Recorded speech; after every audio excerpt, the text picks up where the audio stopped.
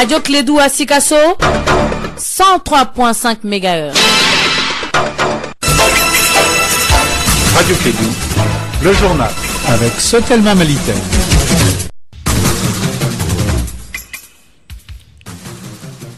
Il est exactement 13h. Bonjour et bienvenue dans cette édition. Les titres.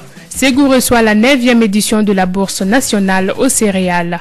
Lutte contre la pratique de l'excision, la Direction régionale de la promotion de la femme, de l'enfant et de la famille organise une conférence.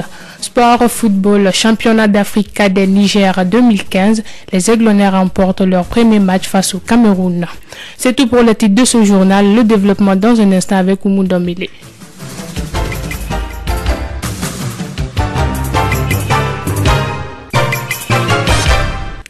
Depuis hier, se tient à Ségou la 9e édition de la Bourse nationale aux céréales, cadre approprié pour le renforcement des liens entre producteurs, opérateurs économiques et agro-industriels. Cet espace de 2 jours est aussi le lieu de la mise en relation des offres et des demandes entre acteurs céréaliers. Voici le reportage de Douba Dambélé.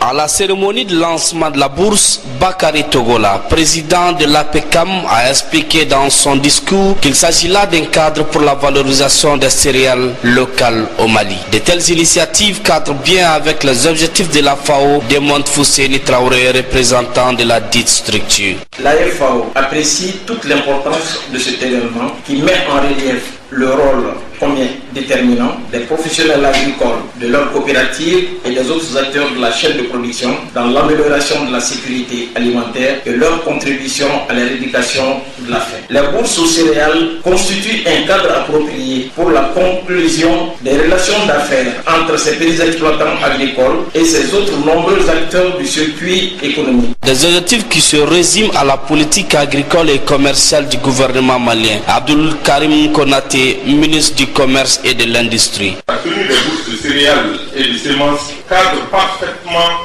avec les orientations de la politique de développement agricole de notre pays. En ce sens que ces espaces constituent des leviers aux mains des producteurs pour participer à la mise en place de mécanismes de pénétration des marchés nationaux et sous-régionaux par notre production agricole. À la fin de la bourse, des recommandations sont formulées pour l'amélioration des conditions de vie des acteurs de la chaîne de valeur. Depuis Ségou, Douba Dambélé pour la radio Clédou. Merci Douba Dambélé. Dans le cadre de la journée internationale de la lutte contre la pratique de l'excision, célébrée le 6 février dernier, la Direction régionale de la promotion de la femme, de l'enfant et de la famille a organisé une conférence débat à l'intention des jeunes du district de Bamako. C'était à la maison de la presse, à la maison des jeunes de Bamako, compte rendu Mariam Kouyaté. Inciter davantage les jeunes à contribuer à l'éradication de la pratique de l'excision au Mali était l'objectif de cette conférence débat. Madame Bako Mariam Kane de la Direction régionale de la femme, de l'enfant et de la famille. Donc nous, on a organisé cette conférence débat à l'intention des jeunes pour qu'ils puissent vraiment contribuer à l'éradication de la pratique de l'excision dans notre pays, le Mali. Les jeunes, ce sont les parents de demain. On fait cette conférence avec eux. On va vraiment parler de la pratique, les types d'excision, l'origine de l'excision, les conséquences surtout sur la santé de la femme et de l'enfant. Donc à leur tour, ils pourront quand même informer d'autres jeunes. Force est de constater que malgré le combat que mène le Mali, l'excision demeure toujours. Madame Conte Fatoumata Diangouba témoigne les résultats des dessins de 2012-2013 réalisés dans 5 régions du sud du Mali et le district de Bamako. Les femmes de 15 à 49 ans représentent 91%. Les filles de 0 à 14 ans représentent 69%. Celles de 0 à 14 ans représentent 83%. Ces résultats n'ont pas mis en évidence une diminution de la pratique de l'excision. Au plan continental, des efforts immenses sont abattus en vue d'aboutir à l'éradication du phénomène. La journée internationale de lutte contre l'excision est ainsi célébrée le 6 février de chaque année en vue d'attirer l'attention des décideurs et des populations sur la pratique de l'excision. La Direction régionale de la femme, de l'enfant et de la famille compte impliquer dans l'avenir les élus communaux des 6 communes du district de Bamako dans cette lutte. C'était là un compte rendu de Mariam Kouyaté. Le collectif des groupements intervenant dans l'assainissement au Mali est inquiet avec l'arrivée de l'ozone au Mali. Les responsables du collectif l'ont fait savoir le samedi dernier lors d'une conférence de presse tenue à la maison de la presse de Bamako. Les autorités maliennes viennent de signer une convention avec ce groupe marocain pour les 8 prochaines années à hauteur de 9 milliards de francs CFA par an. Bamadou Sidibé, président de COGIAM, nous donne des précisions. Il est au micro d'André Traoré. Notre position, c'est que depuis la signature de la convention, nous sommes dans la dynamique d'aller dans le sens de la convention parce que c'est déjà signé par le gouvernement malien avec l'État marocain. Donc on ne peut pas se mettre dos à dos de l'État. Donc on est dans la mouvance. Mais nous avons des inquiétudes et ces inquiétudes s'agrandissent de jour en jour parce que Ozone ne veut pas travailler avec nous parce que lors du lancement, le responsable de Ozone a clairement dit qu'il ne signera pas de contrat de prestation avec les GIE. Or nous les GIE, notre mission consiste à organiser le système des familles vers les dépôts de transit. Arrivé au dépôt de transit, c'est la mairie du district qui doit vraiment et les voiries et la voirie qui doit prendre le relais pour aller vers la décharge finale. Donc notre inquiétude, c'est comment nous allons jouer notre rôle et comment nous allons travailler avec Ozone dans le nouveau dispositif. Aujourd'hui, les GIE jouent pleinement leur rôle, les GIE assument leur mission, mais c'est les autres acteurs qui n'assument pas leur mission. Il faut que cela soit clair. Donc on ne peut pas parler d'échec des GIE. Les GIE ont jusqu'à présent joué leur rôle dans le système.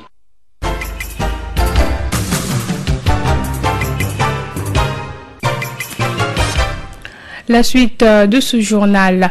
Plan Mali dans le cadre de la lutte contre la mortalité maternelle, néonatale et infantile dans le cercle de Kangaba a mis en place 36 agents de santé communautaire. Ces ASC prennent en large certaines maladies chez les enfants et les femmes enceintes. Les caravaniers de la campagne Tous et Chacun ont visité l'un des sites d'intervention des agents de la santé communautaire à Kela. Suivant ce gros plan réalisé par Fanta Diakité, notre envoyé spécial à Kangaba.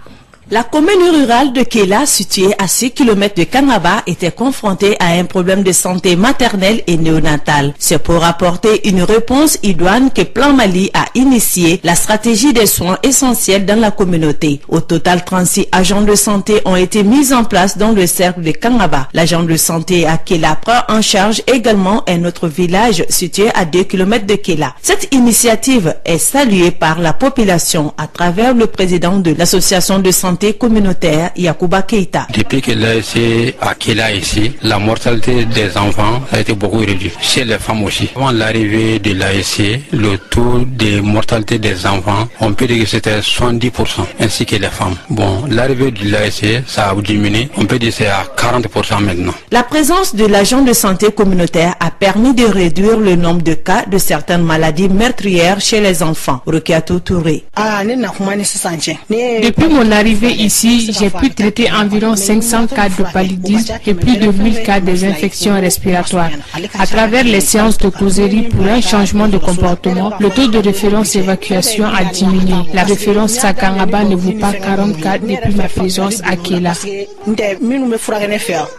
Le projet santé maternelle, néonatale et infantile existe dans 5 pays à travers le monde, dont le nôtre. Au Mali, il existe dans 3 cercles, notamment Kangaba, Barawili et Kita. Pourquoi Plan Mali a mis l'accent sur la santé des mères et des nouveau-nés? La réponse avec Dr Abdrahman Diallo, coordinateur du projet à Kangaba. La santé des enfants et des femmes, malgré les interventions des différents partenaires, est restée toujours à un stade pas trop souhaitable, eu égard aux atteintes même des OMD par rapport à la réduction de la mortalité maternelle, néonatale et infantile. Donc c'est ce constat de non-atteinte des objectifs du millénaire pour le développement donc qui nous a poussé à redoubler d'efforts et à intervenir davantage pour atteindre cet objectif. Le cercle de Kangaba est une zone où l'activité minière est très développée. Malgré, Plan Mali a trouvé en commun accord avec la population une alternative. Les 2 jours de la semaine qui sont le lundi et le vendredi sont les jours où on peut trouver la population. Donc ce sont ces 2 jours qui sont utilisés, qui sont mis à profit beaucoup pour utiliser vraiment la communication pour réduire la mortalité maternelle. L'agent de santé communautaire Rukiatou Touré ne dira pas le contraire. salaire. Le début du projet n'a pas été facile, surtout s'il s'agit de changer le comportement des gens. Maintenant, ça va, le message est bien passé. Le seul problème, c'est le moyen de transport que je dispose. S'il faut rallier Kela et Kangaba en vélo 6 km aller-retour, c'est très fatigant. Plan Mali a-t-il songé à la pérennisation des activités de ses agents de santé communautaire, Dr Abdraman Diallo? Et avant la mise en place de cette approche sec au niveau de Kangaba, nous avons eu à tenir un atelier de plaidoyer et nous avons eu à faire des approches communautaires au niveau de chaque site AEC et nous avons eu l'engagement des organisations communautaires de base de la municipalité, comme quoi après la fin du projet vont s'engager à assurer la prise en charge de ces AEC. Le financement des salaires des AEC reviendra au compte des ASACO et la municipalité du sec de Kangaba à partir du mois de mai 2015.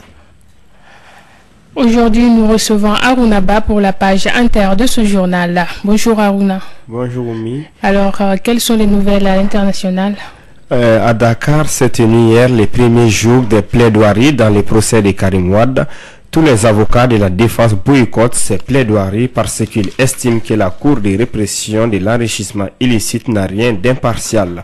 Seuls les avocats de l'un des co-accusés, Mbaye Ndiaye, ancien directeur général des aéroports du Sénégal, sont présents et comptent plaider. Le président égyptien Abdel Fattah al-Sisi réclame l'adoption d'une résolution du Conseil de sécurité de l'ONU afin d'aller vers l'intervention d'une coalition contre les djihadistes en Libye. Au Cameroun, le sommet africain de Yaoundé s'est terminé ce lundi 16 février. Les chefs d'État d'Afrique centrale se sont réunis pour tenter d'élaborer une stratégie commune afin de lutter contre le groupe islamiste Boko Haram et de les mettre hors d'état de nuire. Un fonds d'urgence a reversé au Cameroun et au Tchad en soutien à l'effort de guerre a ainsi été arrêté. Il est de 50 milliards de francs CFA. Ils ont notamment annoncé la mise en place d'une assistance militaire, logistique et humanitaire pour les États membres visés par le groupe terroriste nigérien. Pendant ce temps, des accrochages se sont produits dans l'extrême nord du pays. Ils ont fait 5 morts du côté de l'armée camerounaise, 7 soldats ont été blessés et 86 assaillants tués. Au Niger, des milliers de personnes marchaient dans la matinée à Niamey contre le groupe islamiste armé du Boko Haram, dont les membres attaquent depuis février le sud-est du Niger, frontalier avec le Nigeria. Les cortèges dont le mot d'ordre est Boko Haram est interdit, impur, s'est ébranlé sous un soleil de plomb peu avant 9h heure locale dans le centre de Niamey. Un important dispositif policier encadrait les parcours le long duquel tous les commerces ont été fermés. Terminons par l'Ukraine. Les rebelles pro-russes sont entrés dans les Debaltseve où ils combattent l'armée ukrainienne qui cherche à garder le contrôle de cette ville stratégique de l'est de l'Ukraine alors qu'un cessez-le-feu est entré en vigueur le dimanche. Ont annoncé mardi 2 responsables ukrainiens et un séparatiste. Les combats se sont déplacés à l'intérieur de la ville. Les rebelles utilisent des mortiers, des lance-grenades et des armes à feu. C'est tout Oumoud Amélé pour les actualités internationales de ce journal. Merci beaucoup Aruna Abba. Terminons ce journal avec cette page sport football. Championnat d'Afrique Cadet Niger 2015. Hier, les Oglenets du Mali ont pris la tête du groupe B à l'issue de la première journée.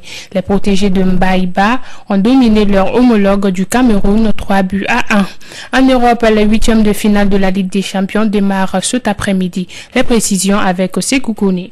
Les Aiglonnés du Mali ont reçu leur entrée en matière au 11e championnat d'Afrique cadet Niger 2015. C'est lundi au stade municipal de Niamey. Les protégés de Baïba ont surclassé les Lionceaux du Cameroun 3 buts à 1 grâce à des réalisations de Mamadou Sangaré à la 50e minute, Sekou Koïta 72e et Boubacar Traoré dans les arrêts de jeu.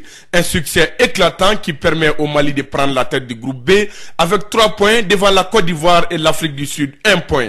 Ivoiriens et Sud-Africains se sont neutralisés 2 buts partout un peu plus tôt dans la journée. Les Aiglonnés maliens effectueront leur deuxième sortie ce jeudi avec comme adversaire l'Afrique du Sud.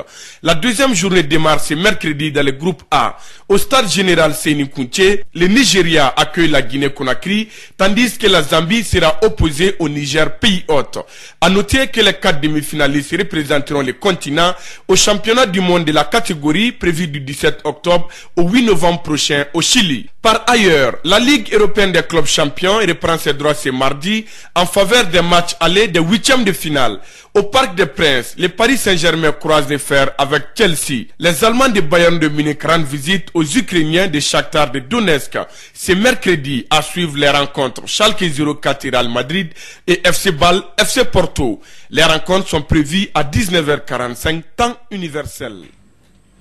Voilà, c'est la fin de cette édition qui vous a été présentée par Oumou Dambélé, mise en onde de Fatou Fall. Merci.